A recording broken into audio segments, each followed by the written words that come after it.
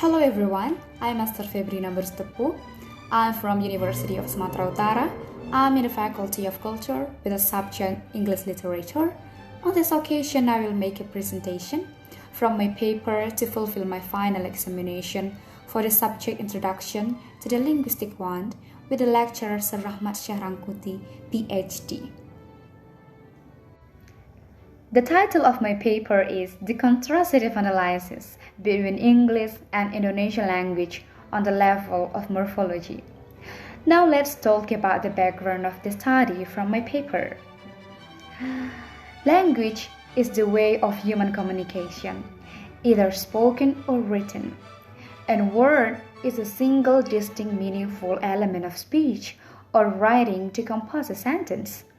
And morpheme is the smallest bit of language that has its own meaning, either a word or a part of word. Morpheme in English and Indonesian language are similar but still different. I will make an explanation about that in this video. But for the first, we have to know the meaning from the contrastive analysis. So, what is contrastive analysis? Contrastive analysis in general is a method of analyzing the structure of any two languages with a view to estimate the differential aspects of their system. In contrastive analysis, we will talk about the differences and similarities among languages. And in this case, I choose to analyze English and Indonesian language on the level of morphology. And the method of the collecting data, I collecting the data by searching and read the book related to the morphology. And of course, related to the English and Indonesian morphology. Now let's discuss about morphological process. Morphological process is a mean changing a stem to adjust its meaning to fit its syntactic and communicational context. In this video, I will present morphological process in English and morphological process in Indonesia. Let's start by morphological process in English. Morphological process in English. In English, there are two kinds of morphological process. There are affixation and replacement. Let's talk about affixation for the first. There are three affixations in English. Number one is prefix. Prefix is an affix that is put at the beginning of the phrase or stem. Look at the example above. We need the data for this research, but we find that the data are inaccurate. In this sentence, there is a word inaccurate. The word inaccurate is formed by two morphemes. There are free morpheme and bound morpheme. The free morpheme is accurate and the bound morpheme is the prefix in. Inaccurate is categorized as an adjective. However, the presence of the prefix does not change the part of speech. It remains an adjective. There are many examples of prefix, such as prefix re, for example, return and resolve, prefix over, for example, overlook, overcome, prefix extra, for example, extraordinary, prefix dis, and prefix and, for example, uncertainly. And second is infix. Infix is kind of affix that inserted between the base. However, the source of the data does not contain any infix.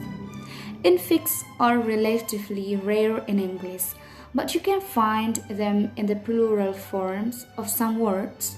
For example, cupful, spoonful, and you can pluralize it like cups full, spoons full by using as an infix.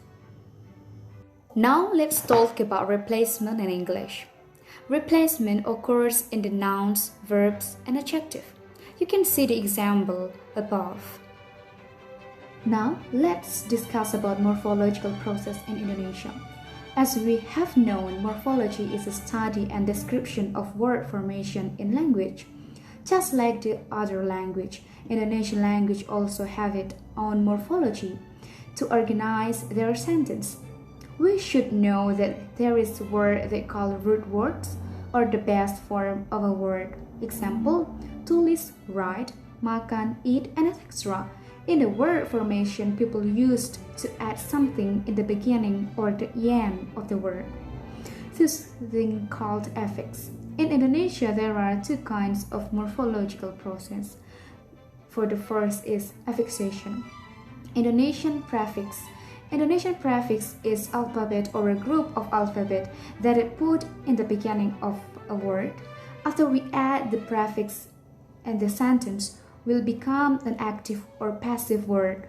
We also can use prefix for person or things. You can see the example from your screen. Indonesian suffix. Indonesian suffix is the alphabet or a group of alphabet that is put at the end of a word. The example you can see on your screen. Indonesian infix. Infix is affix that is placed inside the basic of word. The example you can see on your screen. Indonesian confix. Confix is an affix which consists of two elements in front of the basic form and behind the basic form. And next, simulfix. Simulfix is an affix which is manifested by segmental characteristics that mount on the bottom. Its function is to form the basic verb. For the example you can see on your screen. Now, reduplication in Indonesia language. Reduplication is an important device to show plurality, which is in English shown by plural suffix. In Indonesia, nouns, adjective, and verbs can be reduplicated to show plurality. For example, noun, rumah-rumahnya besar, the houses are big. And for the example of the verb is kerja-kerjaan, it means you have many work to do in English. Alright, that's all the explanation from my paper. Now let's talk about the conclusion from my paper. The contrastive of affixation in English and Indonesia.